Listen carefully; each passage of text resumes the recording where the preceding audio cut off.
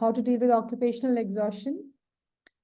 This program is also being live streamed on LinkedIn in case you would like to ask any of your friends to join in from LinkedIn. I'm Archana Sharma and I'm the founder of Samvedna Care. Samvedna Care is a 10-year-old organization and we have been working in mental health and well-being of the adult population. We also work with elderly and we have been working extensively in neurodegenerative disorders like dementia, Parkinson's, etc. Our enterprise solution services are really to help the enterprise employees deal with their mental well-being and also be able to be equipped to care for their loved ones. So today morning, I was just reading about this term occupational exhaustion. And so I understood from the literature and WHO website that this is actually earmarked as an ICD-11 disease. And, we'd use this term burnout ho gaya hai in a very loose way. And we don't even realize that what we are talking about. So this webinar is really to help individuals, HR, managers understand what burnout looks like, what does it mean, how you can, reduce the stress levels and, how you can maintain your, recognize the signs of burnout and take appropriate and timely interventions. So I have with me my colleague, Saumya Sharan. She is a clinical psychologist and Saumya also looks after our enterprise well-being program across organizations. And I have my colleague Navya with me here. She's a lead psychologist at Samvedna Care. Navya, maybe you can just switch on your video for a second. And she would be, along with Saumya, would be going through this discussion. And we want to keep this as interactive as possible. And I know, Saumya, you have lots and lots of things to cover. So in case you have any questions, please feel free to type it in the chat window or raise your hand. And we will surely, try to take as many questions as possible, either during the conversation or at the end of it. And while we are also doing this, I just want to also mention that we have shared a link for a self-assessment of your mental well-being. So in case, Navya is just going to share the URL. So if you want to just do a screening of your mental well-being, here is a link. We'll talk a little bit more about this later in the session. But without wasting any further time, Saumya, we're looking forward to hearing from you, and over to you. All right, thank you so much, and very good evening to everyone. Welcome and thank you for joining us today. I am very excited to do this today. It's one of my favorite topics, burnout. So I'm really looking forward to this. To all of you who joined in, I hope you're doing well. Today we're going to cover not just understanding of burnout, but get into really an emotional aspect of what it feels like, where does it stem from, and what do you really do about it, and not just in terms of what I call band-aid solutions, but really get to the root of it. And if you're dealing with it, then how to deal with it better, how to cope with it better, and if you're not, then how to prevent it. Stress, of course, is a part of professional life. We all go through it, but sometimes when the pressure gets a bit too much, and sometimes there's unrelenting pressure and extreme pressure leading to a state of debilitating exhaustion, then we call it burnout. And yes, very rightly, as ma'am mentioned, it's become a diagnostic term recognized by the World Health Organization. So we need to understand this better. Only when we understand something better, we name something better. It's called, when you name it, you can tame it. So when you name something better, you're able to deal with it better. So without further ado, I'm going to jump straight into the workshop today. But before that, two things. One, I'd like to know everyone better and, of course, keep it more engaging and interactive. So for that, my colleague Navya is going to shoot a poll for you, which will just help me understand the years of experience that you've had in your current field of working or whatever you're doing at the current moment. So please go through the poll and please answer relevant to your current number of years of experience. 1 to 3, 3 to 7, 7 to 10, more than 10 years. It's just going to help me understand everyone better. Once you're done with that, there is another question that I have to break the ice a little bit. And that is basically, we're going to get into a heavy topic today, and there's going to be a lot of discussion around it. But before that, a little bit of light question, which is I always try and bring something to break the ice. So today, I'm just going to ask you a question which reveals sometimes a lot of fun things about people. So my question for today is, once you're done with the poll, what is that one thing that you carry in your purse, in your bag, in your, in your work bag, in your laptop bag, or any bag when you step out of the house, which you can really relate with, and it's something you're very attached to, and almost like, you feel incomplete without that. It can be anything, and it can be your house keys, it can be your phone, your laptop, a picture of someone, or just something that you'd like to carry. Okay, so first, okay, do we have the results of the poll? Okay, so we have the results. So 1 to 3 years, 10%, 3 to 7 years, 40%, 7 to 10 years, 20%, and more than 10 years is 30%. All right. Thank you so much. And yes, thank you so much for answering that. Now on to my next question. My next question being, what is that one thing that you carry in your purse, your bag, your laptop bag when you step out of the house, which you can really relate to, you're very attached to, and you feel like, iske bina to I don't think I can get out of the house. I'm waiting for your answers. You want to unmute yourself, Zoom, raise your hand, or write it in the chat section. I am happy to take your answers any which ways. Okay.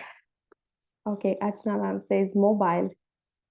Okay, Navya is a laptop person, so she's very attached to her laptop. Anyone else?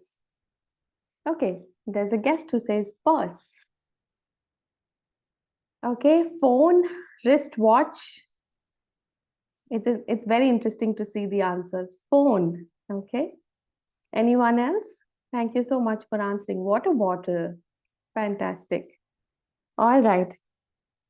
Carry all things, you say, but not because I'm attached to it, but because I need it. Yes, I get it. Yes, sometimes we need all of those things, but if there's something that you're specially attached to, AirPods, mobile earpods. All right. Great. So we have a lot of phones, we have a lot of gadgets, wristwatch, water bottle. So great. Thank you so much for answering, and just I'm not going to process this a lot because it was just a fun way of getting to know everyone. All right, back to our main topic today, which is about burnout. It's true, we use it very loosely sometimes. I'm very burnt out. I don't feel it's a good day at work. I'm not able to focus today. I think I'm heading towards burnout. When do we know it's real? When do we know that we're using it as a term interchangeably with a sense of tiredness or exhaustion? So I'm going to be sharing a PowerPoint presentation where I'll be taking you through the concept, the statistics, the reasons, and of course, how to deal with it, the strategies. At any point you have any questions, feel free to ask, or I will take it up at the end. So just give me a minute while I share my screen and take you through the presentation for today.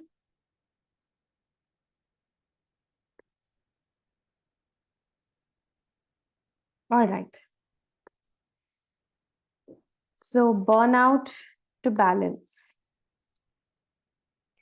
Now, talking about burnout, what is really burnout? So, first of all, yes, the World Health Organization has now defined it as a diagnostic state you reach a where you reach a state of exhaustion on the mental level, where it impacts your thinking, your memory, your focus, your concentration, your ability to be present, basically, your physical state of exhaustion, and your emotional state of exhaustion, which is a lot of the times not recovered by the usual weekends or the vacations or the time offs that you get. So that is the level of exhaustion that we're talking about when we talk about burnout.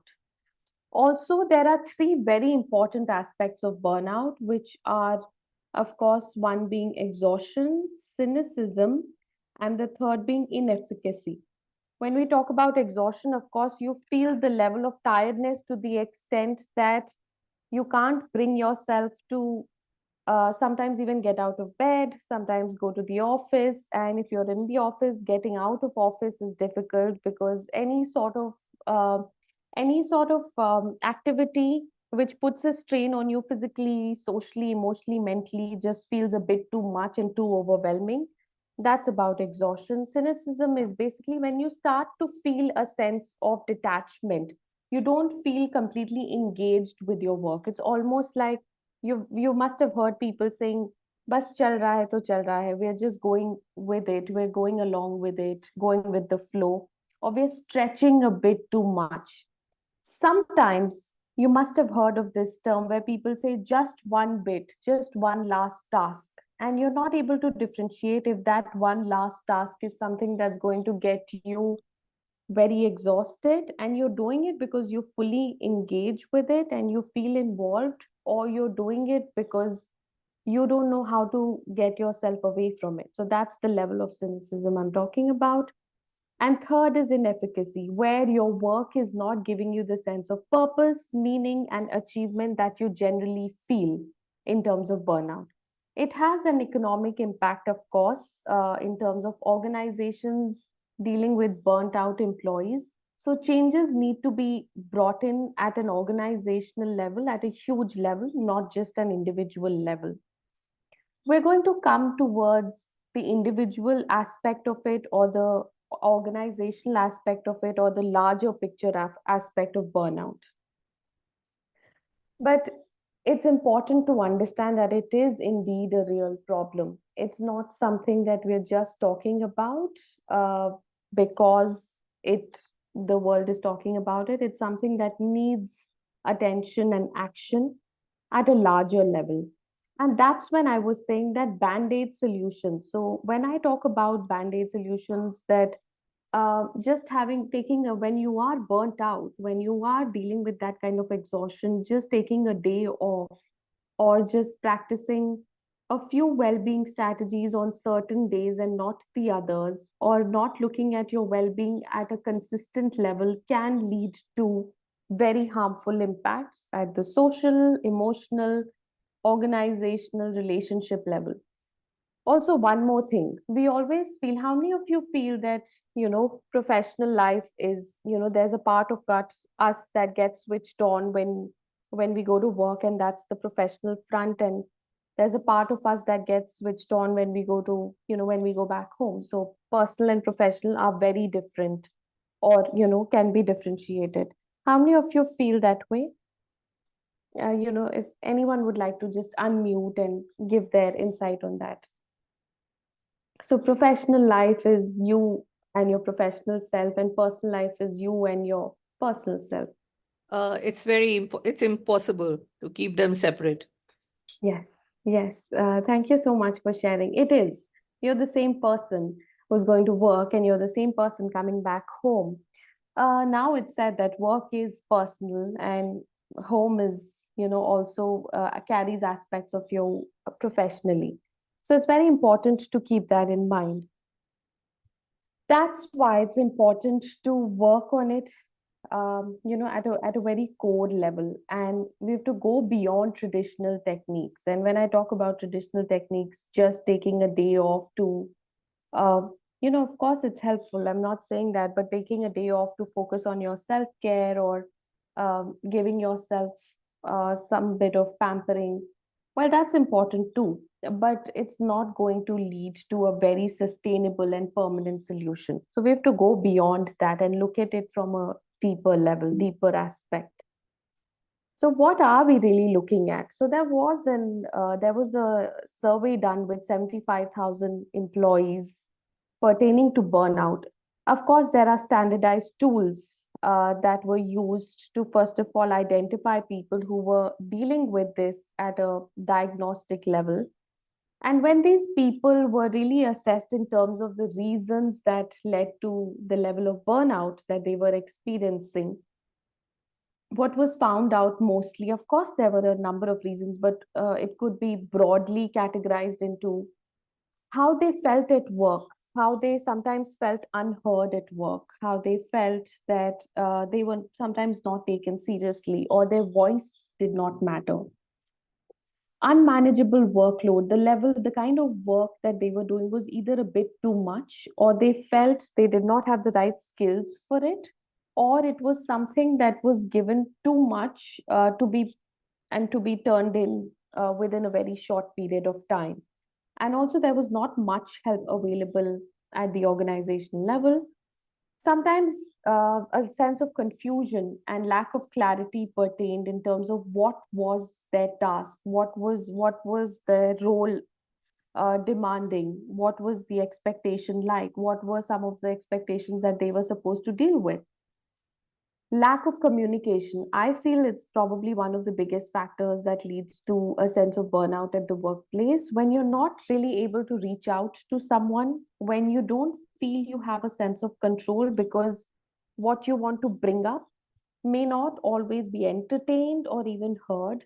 So the support that you're looking for at the managerial level or the leadership level may not really be there, or an unreasonable amount of time pressure, unreasonable sense of time pressure when you're supposed to put in a lot of work within a very short period of time.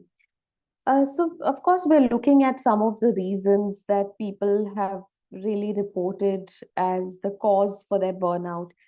I'd like to throw this question to everyone and just try and understand any other thing that you feel could lead to a sense of exhaustion or does lead to a sense of exhaustion at your workplace, which makes you feel like disengaged. It makes you feel like, I don't think I want to do this, or it makes you feel so tired that you probably don't know where to go from there. So we have something in the chat section. Office politics. Yes, this was something that I've been meaning to, also cover, and we have a question on that as well. Toxicity and negative vibes, absolutely. Lack of purpose, people being indecisive on decisions. Fantastic. I think some very good insights coming in. Um, when you don't feel connected to the people at work, when you can't have a sense of trust, when you don't believe what sometimes your colleagues may be up to, or if you can trust the dynamics at the workplace. Political alignment, right? What you feel in terms of the environment and how it builds up in politically, professionally is something that, of course, can lead to a sense of burnout. People taking a lot of time to decide on certain things. It is said that we have limited kind of resources in terms of decision making in a particular day, and sometimes I think we end up wasting a lot of those resources on very unimportant decisions, which may just burn us out, and the important decisions then just take up a lot of time. Lack of purpose, when you don't know what you're working towards is having a significant impact, or it is actually contributing to something. Toxicity, it's almost like you're working in a place where you can't trust people, where you don't know if you say something, how it will be taken, whether it will be taken against you, what would it mean, where you don't feel a sense of psychological safety. Maybe you're judged. Anyone would like to, kind of elaborate on any of these, reasons? You can just unmute yourself and probably talk about any of these reasons and how do you think it leads to a sense of exhaustion at the workplace.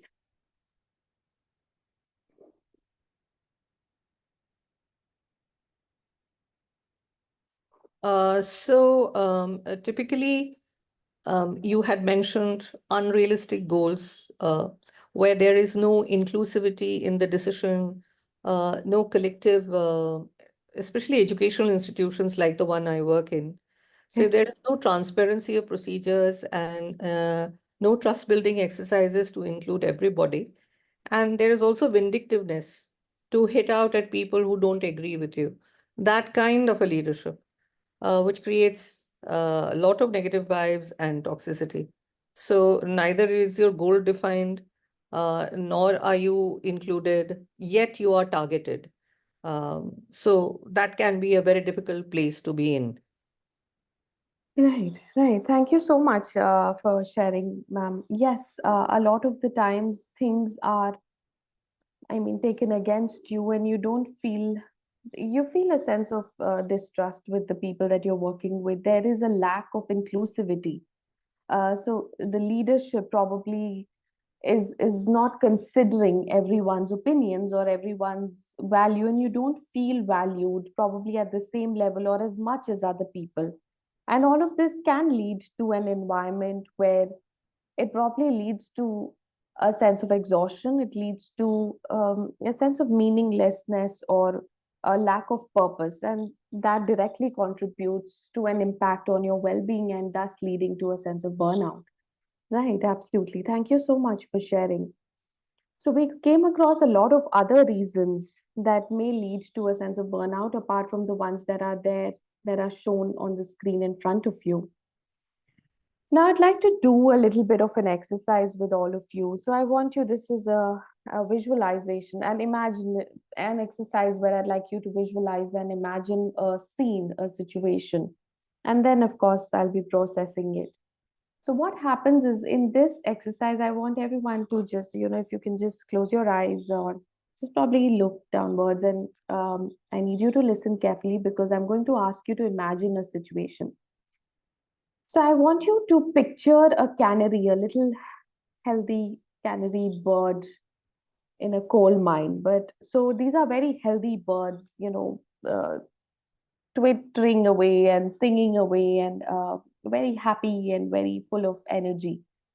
Now I want you to picture this bird singing away as it makes its way into a cave, not knowing where it's getting into, trusting the cave, of course. So there is this little canary singing away as it makes its way into a cave. But after some time, when the bird comes out, it comes out full of soot, full of the coal soot, the coal impact of coal and disease, not looking healthy, no longer singing, no longer, kind of energetically just twittering away and flying away.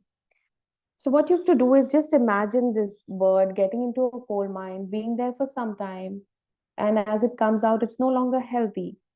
It's coming out diseased, looking ill, it's not able to sing. Now, I'd like to ask you something. What do you make of this situation? So, I'm going to shoot a poll here, and I'm going to ask you about this situation as you were picturing this canary, this little bird. Thanks, Navya. So, what's your take on this situation? Do you think it's the bird's fault for going into the mine? The mine, the second option being that the mine did this to her. The third being that, do you think both are responsible, the mine as well as the bird? And the last one being not sure what to make of this situation.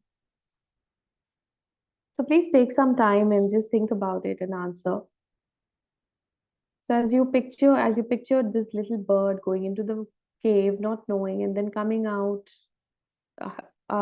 sick and full of soot, not singing and not being its usual self, probably losing all of the characteristics that made it what it was.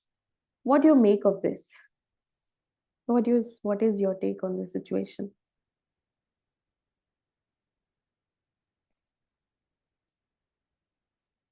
Let me know when the poll has been answered.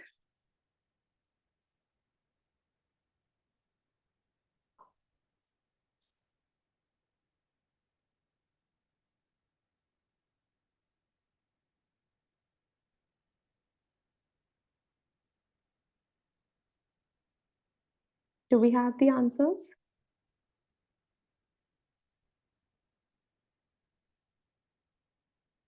Okay. Okay. Most of you say both are responsible. Uh, and then the second one is 38% say the mind did this to her, and well, 8% not sure what to make of this. Okay, for people who've answered both are responsible, can you give us a little bit of insight on this, please?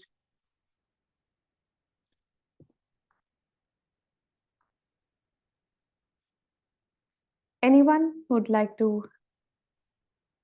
Can you please give us an insight on this?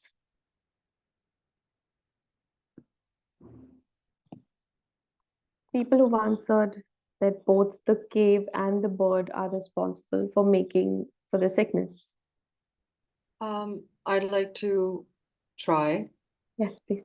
So while of course it's not, since the example includes a bird and the bird, does not have a conscience. So I wasn't really thinking in terms of the bird, but thinking about a person entering a harmful situation knowingly, and then the harmful situation affecting them negatively. In that case, I would say yes, both are responsible because there is a certain amount of free will include involved in going into a setting where you might run into trouble, and then when you come out, you have been negatively impacted. So yeah, in this case, both are responsible, the harmful situation as well as the bird who went into it. Right. All right. Thank you so much for sharing. Yes, that's one of the perspectives that yes, you have a sense of free will. Of course, not looking at it metaphorically entirely, but you have a sense of free will, and you know what you're getting into. Um, and you know that probably this might not be something that's ideal for you, and it may not be helpful. And of course, the mind being what it is, the mind can do that to you as well. All right. I'd like to hear someone who's answered that it's not the bird, it's the mind that made the bird sick, or this is what the mind did this to the bird. So typically, I would say that some minds are unavoidable, though it's a toxic space, but it's a given. Maybe could be the reason for your livelihood. And it is not always easy to look for alternative careers and just drop the first and walk away. And you go in with a lot of enthusiasm, but typically the toxicity is so much that neither can you change it nor can you engage with it. So obviously you get impacted. Right. All right. Yes. Yes. Another perspective that sometimes you can't change what you're getting into, but you can't always escape the impact of what you're getting into. So that's another perspective. Yes, I see a hand up. Richa, would you like to answer? Yeah, I just agree to what Anubaji said. I also wanted to communicate this that at times there is environment where you enter, you have no choice. So that environment is toxic and then it makes you unhealthy. So I agree, it may be because your livelihood is dependent on that, or maybe some other situation where you can't Hmm. come out of that environment. So yeah, that's what. Hmm. Right. Right. Thank you. All right, thank you so much for answering all of you. Yes, very interesting perspectives coming. There is no right or wrong answer, but it's just about how you see it, what take do you have on this. So a lot of the times, why I gave you this example, because of course, you must have figured out by now that a lot of the times, the bird being us and the cave being the organizations or certain environments we're getting into. Now, a lot of the times, what research says, as I said, there is no right or wrong answer, but what research says is that changes need to be brought about at at an organization level. So here, the answer that they probably were looking at was that the coal mine where the bird entered, is making the bird sick, and the mind being the mind, of course, sometimes we expect that this is what it's going to do to the bird, but a lot of the times there are changes that can be brought about, which can prevent this from happening to the bird, which can prevent the bird from getting sick and losing all of its characteristics that makes it what it is. So one of the reasons that I gave you this example is to understand that sometimes we take it very personally. Sometimes we take it as as from an individual aspect, that, well, I know what I'm getting into, or this person knows what they're getting into, or this is something that they should be prepared of, or they should be aware of, they should be knowing that this is probably they should be expecting. And of course, we can't just always expect the organization to change. But this is more so for the leaders, this is more so for people out there who also need to look out for other people, people working, under them, people working, in positions not the same as them. So this is basically to understand that if there are changes that need to be brought about to help with this sense of burnout that's happening at a global level, if there are organizational transformations that need to be brought about, then it needs to be brought about at the organizational level. It's not the individual. Most times, this is what is believed, that it is not the individual. Yes, you know what you're getting into, but of course you don't want to get yourself sick, you don't want to do this to yourself, you're not looking at uh, losing all of the things that brought you here, or that make you who you are. So I think one of the reasons is to just understand that changes need to be brought about at an organizational level, at a larger level, more than an individual level. Of course, everyone's doing the best that they can, but you also need to sometimes not be too harsh on yourself, and make sure that things are happening at a larger level. All right, so what do you do then? We've spoken so much about burnout, its elements, the reasons, what can it lead to, where is it stemming from, but what do you actually do? How can you prevent or cope with the sense of burnout? First things first, if we look at the Harvard Business Review strategies, the first thing that comes out is a balance between good motivation and good hygiene. So, what are we really looking at in terms of motivation and hygiene? So, simply put, motivation factors involve an environment where your work stimulates you, it makes you feel challenged, you want to do this, it makes you feel a sense of accomplishment, a sense of achievement. You feel responsible and accountable willingly, and you want to do it. There is opportunity for meaningful contributions. There are good opportunities for decision making, and you feel important to the organization. That's the motivation level. And the hygiene factors are that for all of these things that you're doing and feeling and experiencing, do you feel you're adequately paid for? Of course, but that's something, that's always debatable. We could always feel that, I could just be paid a little more. All right. Working conditions are better, and are it's something that's friendly, that's open, that welcoming, warm working conditions. The policy and administrative bit is not something that makes you feel threatened. You're supervised adequately and at a level which involves constructive feedback and criticism. Your relationships are meaningful and impactful, and there is a sense of trust. And you feel there's a sense of job security, and what you're doing gives you a sense of value and importance. Now, if we are to look at a sense of avoiding burnout or dealing with burnout, we have to have a balance of good motivation and good hygiene. If the balance tips in either way, if it's bad motivation but good hygiene, or good motivation and bad hygiene is something which happens a lot of the times in workplaces, it may lead to you feeling disengaged at work, or not feeling good enough or inadequate. or feeling like you're not doing something that's meaningful or purposeful. And it can lead to a sense of exhaustion, typically what is known as burnout. So there's this theory of good motivation and good hygiene, and there needs to be a balance of both. The pebble factor. All right, so this is something interesting, which is what happens is a lot of the times in our workplaces, of course, things happen. Some days are very stressful, some weeks are very difficult, but there are some very small, minor aspects or factors that may lead to a sense of inconvenience or discomfort or irritation or annoyance at the workplace.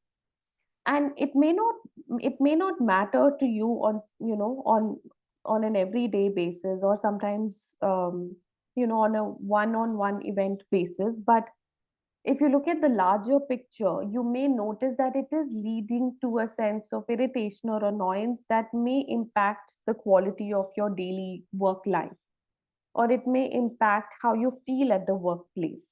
I'll give you an example.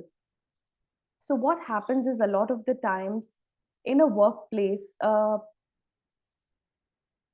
employees are not generally asked that what is that one change you feel needs to be brought about for you to feel more at ease, more heard, that things are better, things are more convenient and comfortable at the workplace. And sometimes, without asking employees, decisions are made, and people sit and wonder, why aren't the employees valuing what we've done for them?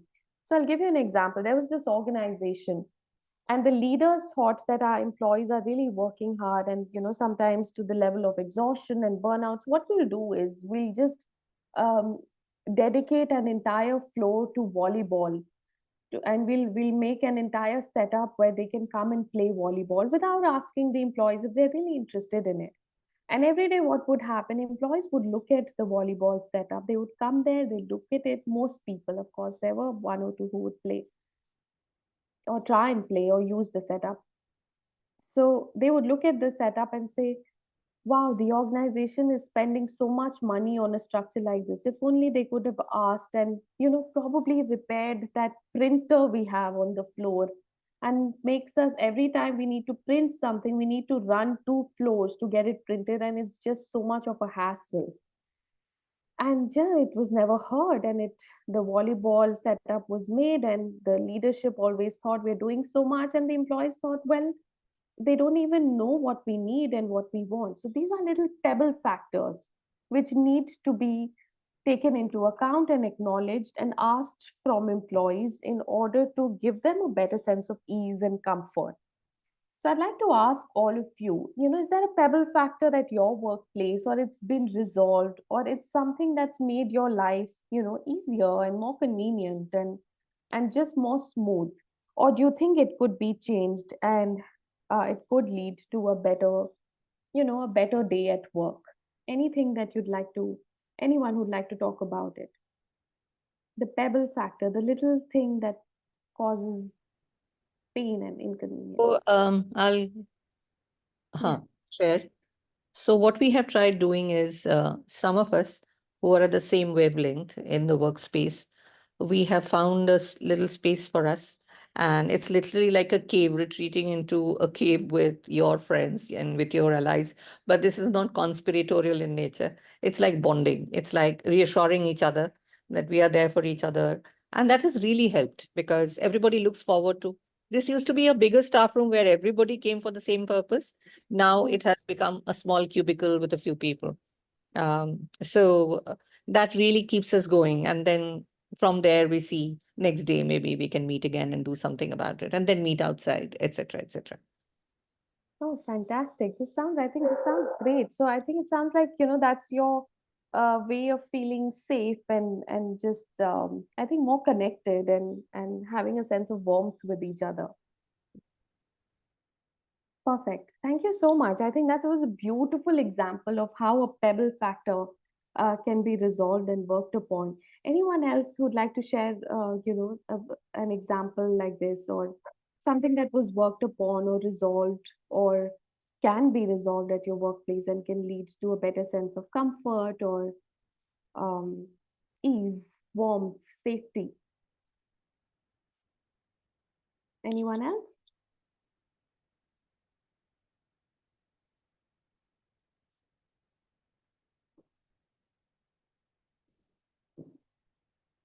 All right. So I'll move forward. So yes, one of the examples shared that sometimes it's just the smaller things, the smaller factors that can make life so much better and lead to a better feeling and a more smooth work day for you. And if these are things, if only people can be asked, what is it that can make your life better at the workplace? What is that one thing you'd like to change? Now that we are bringing about a change, I think it can lead to uh, significant impact at a larger level. Asking the right questions, always very important. I think also related to the pebble factor that sometimes just at someone who's at the leadership level or someone who can bring about a change or can talk about bringing about a change and asking the right questions from people that, if we did have so much of budget and could spend it on, so many items, what would be the first priority that you would like to bring about in our department so that things are better and easier and smoother for us? All right, wellness offerings. Of course, it's not a sprint, it's a marathon. It's something that needs to be included as part of your lifestyle at work.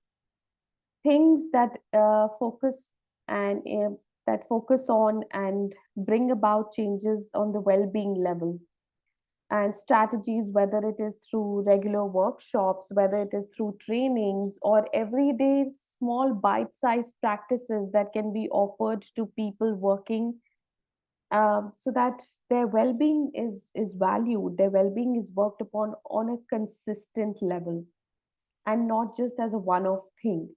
And these strategies, of course, being prioritizing social relationships where there are probably trainings organized or there are events organized, or it is focused on bringing about a better sense of cohesion in the workplace. Healthy relationships are encouraged with co-workers, with friends. Social self-care is something that is focused upon. Social self-care, of course, being that you actually reach out to people apart from the people that you speak to every day and make an initiative and take the initiative to talk to people and really connect with them. You don't have to have long conversations, but just connect with them and be around them. It can lead to, of course, managing workplace stresses better. Prioritizing a sense of emotional safety. So there are practices that lead to a sense of inclusiveness, inclusivity, something that came up in the workshop, that when people at the workplace work on finding out how similar people are than how different they are and bring about changes that lead to everyone feeling included, heard, and acknowledged, where you can trust people, where you feel challenged as well as safe at the same time. But there are regular discussions. I can't emphasize that enough. That there are regular, there is a space for regular communication. You can talk about what's feeling okay, what's not feeling, what's not going right, what do you need in terms of support, and how can you share something without feeling judged. Work is distributed equally and everyone shares the load. And if there are changes that are required, if there is restructuring that is required, it is done so, and not in a resistant way, but more in an open and welcoming way. Shifting your perspective, another aspect that can really lead to better changes in the workplace, so that you have a workplace which feels emotionally and psychologically safe, where people feel engaged, they want to come to work. Monday mornings don't feel so dreadful. So ask questions. Ask yourself which tasks you could delegate to free up meaningful time and energy for important work. What situations are in your control, what are not in your control? Is there any way you can reshape your job to gain more control? How can you create control pockets in the workplace and focus on most fulfilling tasks? How can you feel heard? How can you give insights which are valuable? Of course, when we talk about overwhelm and stress at the workplace and exhaustion and burnout, it's important to be aware and develop a sense of awareness around what are some of the activities, what are some of the factors that lead to a higher sense of stress. Is it a lack of ground rules when there are discussions? Is it expectations that people don't understand? And how can you reset them? Is it communication with the stakeholders which is lacking?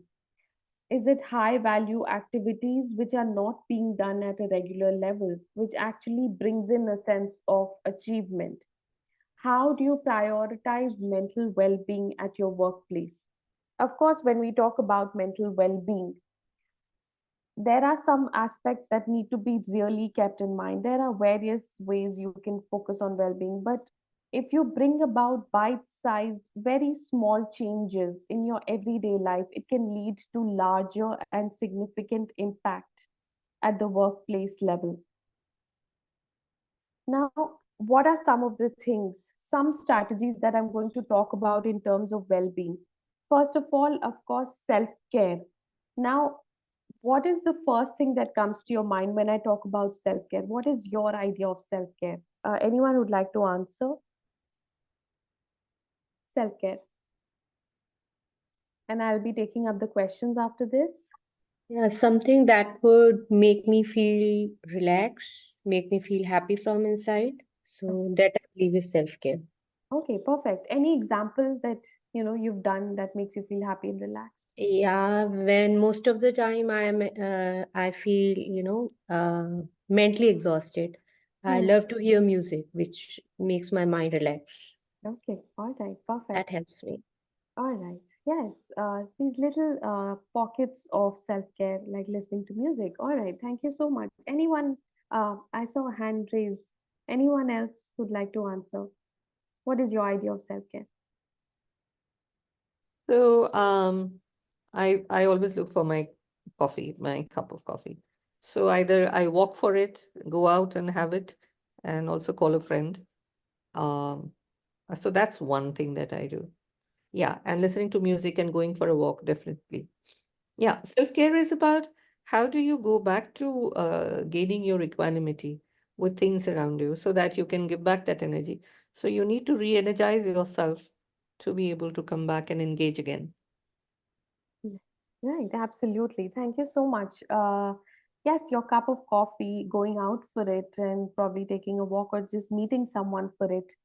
Um, and yes, the sense of, matching that energy is how beautifully you put it. Thank you so much for sharing. We have some in the chat section as well. Exercise, sleep, nutrition, few deep breaths. Yes, connectedness, relaxation. Thank you so much for answering.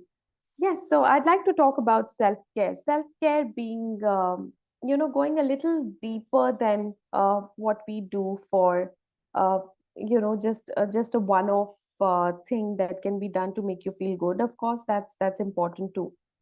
But did you know that there are 5 types of self-care, and these things need to be done on a very regular level, almost on an everyday level. These 5 things being physical, social, emotional, cognitive, and practical. So I'll give you an example of each. Physical self-care meaning you're working on, of course, aspects of nutrition, you're giving yourself a healthy, nutritious diet, your sleep is in order, you're hydrated, you're listening to your body. When you feel tired and you have to go somewhere, sometimes you listen to your body and just skip going out. That's physical self care. You're actually replenishing the reserves on the physical health front. Emotional self-care, of course, when we talk about emotional self-care, you're giving yourself an outlet to process and express your emotions, that you can do with either a significant person on a regular level. So, not just the major things that happen in your life, but also things, how did today go and how did I feel and what did I need in that moment. So, if you're doing it with a person, a significant other, or probably in a journal. So, that's about emotional self care. Social self care, when you are reaching out to people other than the people you talk to on a daily level, it could be just going out for a walk and just greeting the guard bhaiya around you, or giving a smile to the neighbor, or walking to the nearest grocery shop and just meeting the person, or going to a park where you don't have to make conversation, but at least you're around people. That's social self-care. Practical self-care involves things that we do, which we don't like doing so much but are very important for us, like making a budget for yourself, organizing your workspace, cleaning your bookshelf, organizing your cupboard, making your to-do list. So that's practical. And the last one is that cognitive self-care, which is you when you do things that give you a sense of feeling challenged, feeling stimulated, like art, like gardening, or like Sudoku, puzzles, maths, all of the cooking, all of these things that sometimes make you feel, learning something, learning a new skill. These are types of self-care.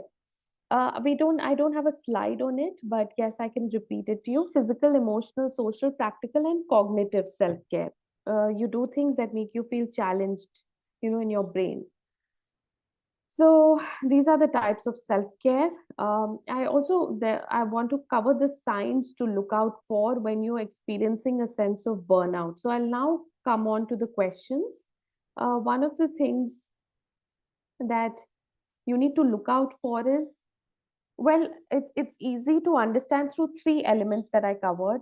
One is exhaustion. So when you feel that level of tiredness, either mentally through its impact on learning, memory, physically, emotionally, to the level that you don't feel like going to work, or you feel like you have very depleted energy reserves. Going to, doing something almost feels like a chore. It feels like you're giving more than you're able to replenish yourself. And this is not recovered through your everyday off days or your weekends, or your offsites, or just taking some time off. Even when you're doing all of this, you still feel exhausted. That's one thing, the exhaustion you need to look out for. Cynicism, where you're almost feeling depersonalized. There is a very, very low level of engagement that you feel at your workplace. You don't feel like engaging with your work. You're almost distancing yourself psychologically from your work. And instead of feeling invested, you feel detached, even negative. And it can be the result of work overload, whether it's for assignments, projects, colleagues, customers, collaborators. And the last one is inefficacy, which is it refers to a feeling of incompetence, and feeling like whatever you're doing, it's not giving you a sense of achievement or productivity. You don't feel like you've really done something, or you're growing, or you've learned something out of it. So these are the three elements to really watch out for when we talk about burnout and its signs. So now, Navya, I'd like to give this over to you to ask the questions. Thank you, Saumya, for such an insightful and practical strategy you have focused on specifically the self-care. Now, I would like you to, take up the questions the audience and the participants have asked us. How to deal with the sense of urgency in everything we do that leads to burnout? All right. Thank you so much for this question. Now, so remember, there is when we are talking about a sense of urgency, where is this stemming from? Mhm. Is there too much that you're required to do in a very small amount of time? Is there always, a sense of hustle that you're dealing with? So, first of all, it's very important to look into the sense of urgency that's coming up. Another thing is to deal with this sense of urgency. I have this practice which works brilliantly in my experience with clients, which is what is called the practice of non-doing. So when you experience a sense of urgency, what you need to do is take some time off, maybe even 3 minutes, 4 minutes, if you want to put a timer, 5 minutes, but start with probably 2 minutes and take some time off where you're actually, as the name implies, not doing anything. So you keep your phone away, you're not chatting, you're not sleeping, you're not texting, not watching something, but just being in the moment. So Mhm. there is a lot of research to suggest that the practice of non-doing is something that helps us to deal with the sense of urgency and the sense of always wanting to be doing something, or where you feel like there's too much to do, or the sense of overwhelm that may stem from the sense of urgency. So I think these are two things that I would suggest when you are constantly feeling that there is something that needs to be taken care of urgently. Okay, thank you for sharing that. There's one more question. What could be the possible solution for exhaustion due to environment around which is not under our control, specifically our workplace? Yes, thank you for the question. That a lot of the times, yes, stress and exhaustion, overwhelm is a part of your professional life. A lot of the elements not being in your control. But it's very important to understand that if there are these elements that are coming up in terms of the environment and it is making you feel not in control, are you in a space where you're at least able to talk about it or bring it up with people who can take decisions, with the decision makers or the stakeholders? So if it is not directly in your control, are you able to at least bring it up to people where you feel heard and there can be actionable steps taken to bring about changes so that you do start feeling heard or validated? So, of course, a lot of the times it may not happen, but I think it needs to be not just a one-time conversation. It may take, probably a few conversations, but it's a moment where you ask yourself that where I am working, can I go up to someone? Can I reach out to someone and talk about these things? Do I have that sense of connectedness? Do I have that sense of safety that I feel at my workplace? And if I can't bring these changes, it is not in my control. Can I approach someone where these changes will at least be considered and brought about, if not immediately, maybe in some time? So I think one is this, and second, having a better um, sense of connectedness and better relationships at the workplace help you deal with such factors. So, according to research, so the question is, when I say not under control, I mean leaders do not take it up, or maybe they create that environment. Well, in this case, I think um, probably we need to reflect on what we are dealing with. If it is something that will not bring about changes at the organizational level, I think it's probably you need to ask yourself that, do I want to, how do I want to sustain here? Of course, there are things and aspects that you can work upon yourself. You can work upon getting some aspects of your life in control, which can make you feel significantly empowered, get doing certain things that make you feel empowered. But if it is not happening at the leadership level or at an organizational level, I think then it's probably one of those moments where you do reflect, take a step back and reflect that, is this something, a workplace that aligns with my values and I'd like to, go ahead, or, do I have further options? And if yes, how do I work on those options?